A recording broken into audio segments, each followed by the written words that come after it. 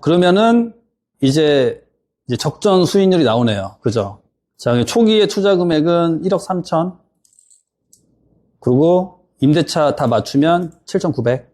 수익률은 임대 수익률 60%. 이 정도면 적정 수익률이죠. 그 봐요. 아까 불당동이 훨씬 좋다고 하지만 이렇게 썩음썩음한 동네들이 저는 더 좋아요. 오래된 다가구 주택 경매 너무 낡아서 위험하지 않을까요? 많은 분들이 다가구 주택 경매를 볼 때 특히 오래된 건물이라면 선뜻 손이 가지 않습니다. 외관은 낡아 보이고 수리비는 많이 들 것 같고 공실 위험도 커 보이죠. 그래서 대부분은 그냥 지나쳐 버립니다. 아이러니하게도 이렇게 외면받는 오래된 다가구 주택 경매 물건이 투자금 대비 수익률에서는 신축보다 훨씬 뛰어난 결과를 만들어내는 경우가 많습니다. 남들이 외면하는 물건에서 어떻게 현금 흐름이 되는 자산을 만들어내는지 지금부터 함께 분석해 보시죠. 아까 그래서 불당동 원룸이 훨씬 수요가 많고 좋다. 그 말씀하셨잖아요. 수익률이 좋다? 수요가 많다? 자, 그러면 이걸 한번 볼게요. 똑같이 하필이면 딱 한 4억 5천 정도 되네요. 최저가가. 그렇죠? 아까 불당동 거 4억 5천 정도 쓰려고 했으니까. 자, 근데 아까 거는 그래도 지은 지 얼마 안 됐잖아요. 한 10년 좀 넘었는데 얘는 지금 지은 지 20년이 넘었어요. 그러니까 2002년도에 지은 거야.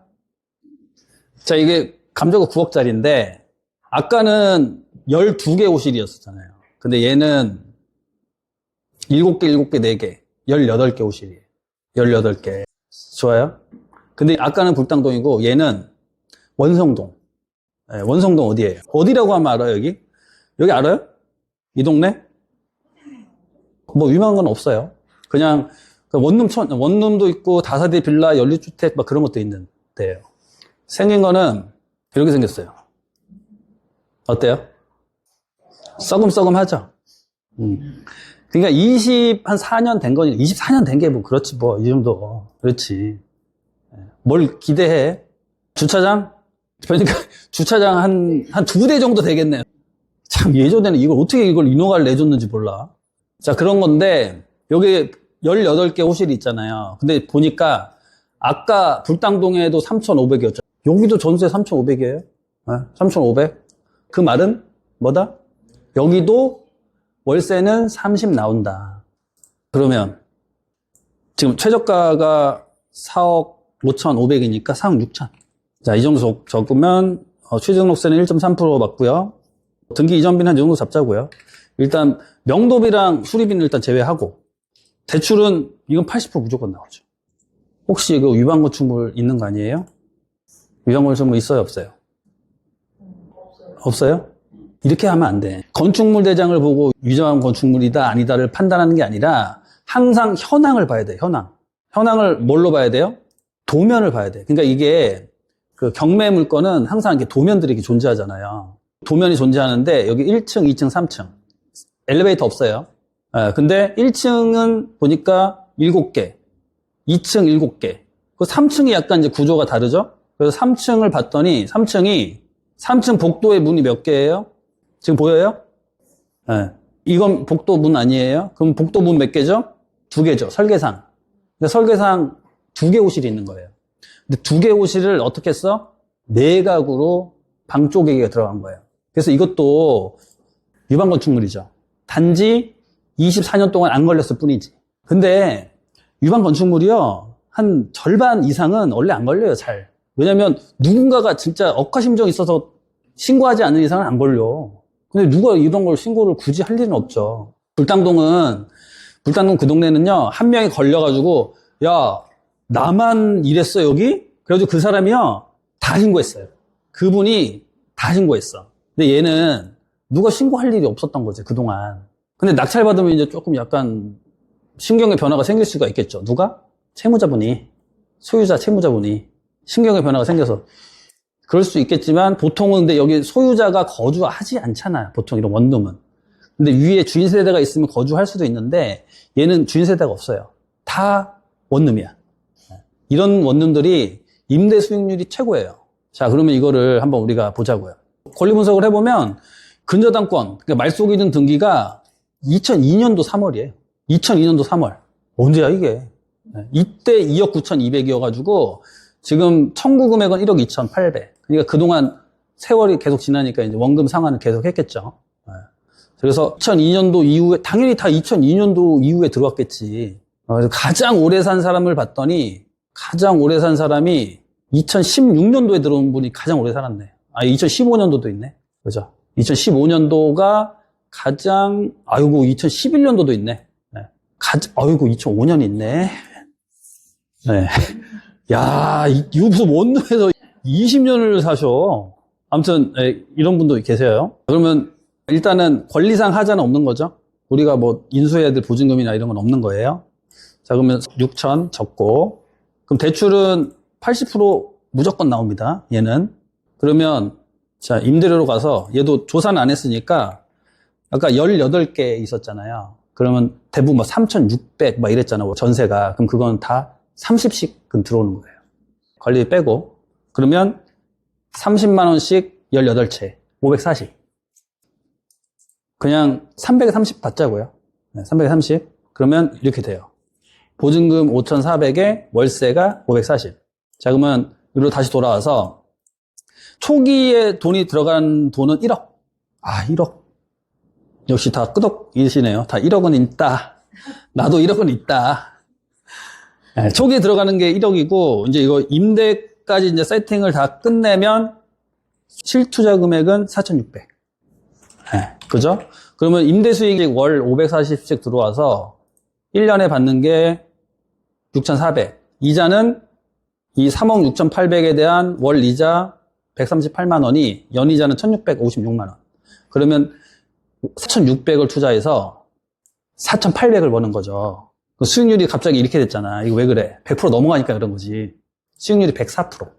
불당동 그런 잘 사는 동네가 수익이 좋아요? 아니면 이렇게 썩음썩음한 동네에 썩음썩음한 건물이 좋아요? 오래된 다가구는 수리비가 많이 들어가지 않나요? 어떤 수리가 들어가죠? 도배장판은요, 원룸 임대사업자는 숙명으로 받아들여셔야 돼. 보일러. 보일러는요, 10년 정도 지나면, 보일러는 10년 정도 지나잖아요. 그러면 비슷비슷해요. 고장나는 비율이. 그래서 그거는 방이 많으면 원래 고장나는 거 많고요. 에어컨도 원래 고장나는 거 많아요. 운 좋으면 에어컨도 20년 넘게 써요. 운 좋으면. 근데 운 나쁘면요, 7, 8년 만에도 고장나. 네, 그것도 복불복이기 때문에, 야, 이건 20년이 됐으니까 수리비가 더 들어요. 이건 10년 좀 넘었으니까 덜 들어요. 보통 한 10년 정도가 지나기 시작하면, 그때부터 들어가는 비용은 거의 비슷해요. 네, 그러니까 10년 넘으면은 거의 비슷비슷하다고 보시면 돼요. 뭐 20년 돼서 더 많이 들어간다. 30년 돼서 더 많이 들어간다. 이거는 제 경험상 그렇진 않다. 네. 거의 비슷비슷하게 들어간다. 근데 조금 더 들어가긴 하죠. 더 오래됐으니까. 특히 이제 건물이 오래되면 아까 이거 보시는 것처럼 이제 사진을 보면 어때요? 이걸 딱 보면 어때? 이제 뭔가 그래도 고쳐주고 싶은 생각이 좀 드나요? 드실 필요 없어. 이거 들면 안 돼. 고치어봐야 의미 없어요. 이게 임차인들은요, 건물 외관 전혀 안 봅니다. 자기가 살고 있는 그 방만 깨끗하면 아무런 불만이 없는 분들이야. 네. 자, 그래서 조금 지저분하죠. 근데 현관 정도는 조금 깨끗하게 할 필요성은 있어요. 현관 들어가는 데 정도. 그 다음에 복도 정도는 좀 그래도 썩음썩음 해도 청소는 좀 해야지. 그 정도만 하면 된다. 굳이 이거 페인트 칠 새로 하고 이럴 필요 굳이 없다. 물론 하면 좋긴 하죠. 하면 좋긴 한데, 지금도 보면 여기 23년도, 24년도 이때 전입하신 분들 있어요. 전입 그냥 한다고요. 이 상태 그대로도. 대신에 그 정도는 해야지. 당연히 도배장판, 화장실에 있는 수전들, 그 정도 바꿔주면 좋아하죠. 그 다음에 싱크대 수전, 그 다음에 싱크대 다 바꾸진 말고요. 문짝다리만. 그 정도만 해도 괜찮아요. 그리고 페인트 좀 칠하고. 그리고 입주 청소만 깨끗하게 하면, 괜찮아요. 그 당시 지어졌던 다가구들이 방이 크더라고요. 역시 잘하시네. 방이 커요, 여기가. 이 당시 지었던 원룸들이 방들이 커요. 보통 한 8평, 9평 정도 돼. 꽤 커요. 방수는 아예 없죠? 네, 그죠? 이거 방수해야 돼요, 말아야 돼요? 하지 마요. 건축을 하면요, 이거 없으면 물 새는 거 아니야? 이게 잘못된 생각이에요. 이게 방수를 먼저 다 하고 그 위에 세면을 하거든요. 이 슬라브 구조는 그냥 다 그렇게 해요. 방수층을 먼저 하고 위에다가 또 공구리를 치는 거야. 예. 그리고 이제 보기 좋으라고 여기다가 이제 방수 페인트 칠하는 거지 이 상태로도 물은 안 새요. 근데 물이 샌다고 하면 그 정도는 해줘야 돼요. 그러니까 여기에 보면 굳이 이거 돈 들여서 방수 공사하면 6, 700은 그냥 무조건 깨지거든요. 그럴 필요 없어. 배수구만 잘 해도 물 안 새요. 네, 배수구만 해도. 그리고 물 떨어지잖아요. 물 떨어지면 방에서만 물 안 떨어지고 하면 그것도 물 떨어지는 거 막아가지고 옆으로 빼면 돼 또. 다 그렇게 하는 거예요. 이거 아니 내가 이거를 내 입맛에 맞게 내 취향에 맞게 하잖아요. 돈만 들어간다니까요. 네, 돈만 수억 깨져. 수억까지는 아니어도 진짜 억대까지도 깨져요. 그건 자기 만족일 뿐이지 그거 한다고 해서 뭐 임대료 5만 원이나 더 받을 수 있을 것 같아요? 5만 원도 더 못 받아요. 심지어. 아니 이거 해서 5만 원이라도 더 받으면 한 달에 18개니까 5만 원이라도 더 받으면 90만 원 더 들어오는 거잖아요. 안 된다니까. 90만 원이 더 못 들어와요. 됐죠? 자, 그러면 104%. 네. 자, 근데 그건 있지. 명도해야 되잖아.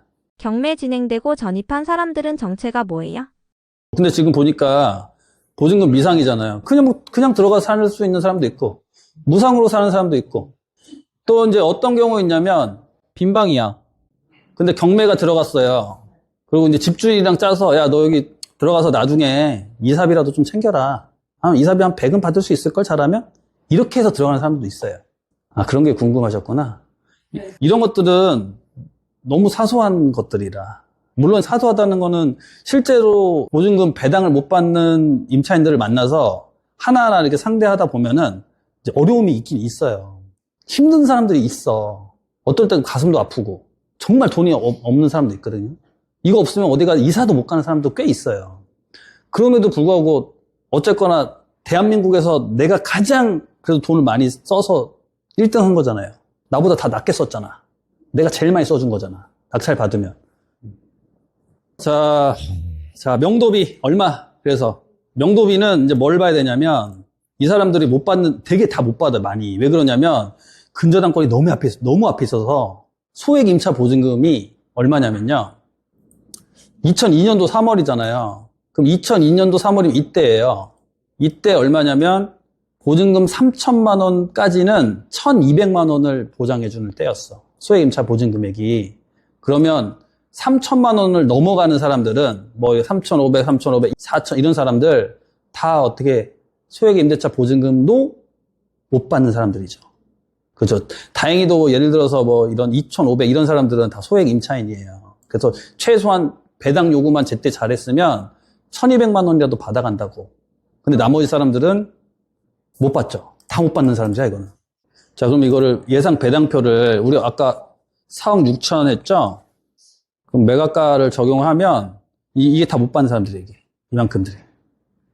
근데 이게 보면 국민은행이 이걸 2억 9천을 다 잡았는데 아까 2억 9천 아니었잖아요. 얼마였어요? 1억 2,800이었죠. 그러니까 여기 한 1억 5천 정도도 남아. 그러면 이 사람 다 받고 이 사람 다 받고 아이고 이제 근저당권자가 있어가지고 이 밑에 있는 사람들은 다 못 받네. 그럼 이 사람들은 다 못 받는 거예요. 이만큼이. 9명 정도.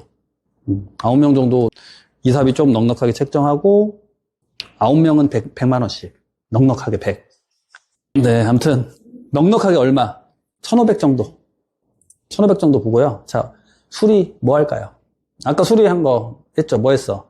도기까지는 다 바꾸기 좀 그렇고 수전 정도, 그다음에 수건함, 싱크대 문짝가리, 그다음에 도배 장판, 페인트, 그다음에 입주 청소, 집당 100, 한 집당 100. 네, 그럼 1,800. 봐서 조금 여유좀 조금 있다 하면 복도 페인트 정도? 복도 아까 좀 지저분하더라고요. 복도 페인트 정도? 그럼 복도 페인트 빼고 그러면은 이제 적정 수익률이 나오네요. 그죠? 자, 초기의 투자 금액은 1억 3천. 그리고 임대차 다 맞추면 7,900. 수익률은 임대 수익률 60%. 이 정도면 적정 수익률이죠. 그 봐요. 아까 불당동이 훨씬 좋다고 하지만 이렇게 썩음썩음한 동네들이 저는 더 좋아요. 저는 제 성향에 맞아. 이런 데들이. 대신에 여기는 이제 뭘 봐야 돼요?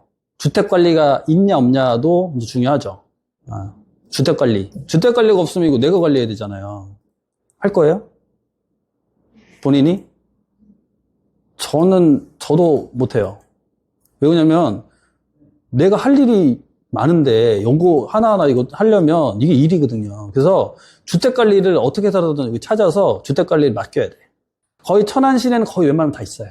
네, 거의 다 있는데, 맡기면 돼요. 비용 30. 여기 천안시내는 다 30이에요. 방 30개까지는 30. 30개가 넘어가면 뭐 40개, 50개부터는 뭐 40, 50 이렇게 조금 높아지는데 30개까지는 30만 원. 싸죠? 야, 저는 그래서 만족하면서 맡기고 있어요. 엘리베이터 없는 거 더 메리트 있는 거죠. 왜냐면 승강기 지금 엘리베이터 있잖아요. 그러면 이제 어떠한 불상사가 발생하냐면 지금 몇 년 됐어요? 24년 됐죠. 그러면 이제 승강기 교체를 해야 돼요. 승강기를 교체하려면 지금 올바라시 교체하면 3개 층이니까 한 5천에서 6천 정도.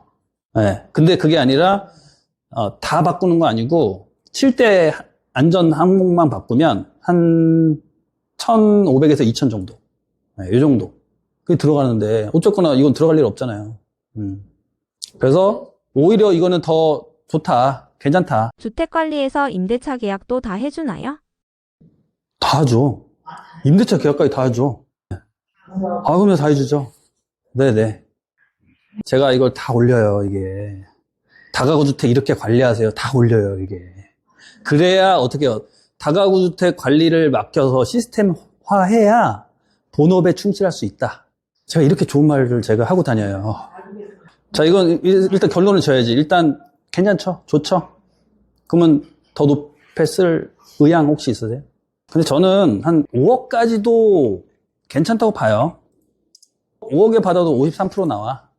5억까지도 저는 괜찮다고 봐요. 근데 5억 정도면 제 생각에는 왠지 낙찰될 것 같습니다.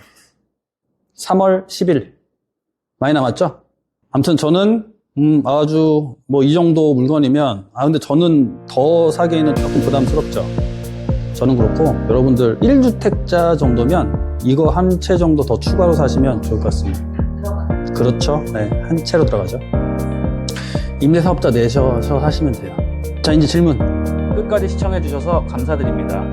부동산 경매 투자에 도움이 되셨다면 좋아요 부탁드리고 앞으로도 이와 같은 영상의 시청을 희망하시면 구독 부탁드립니다.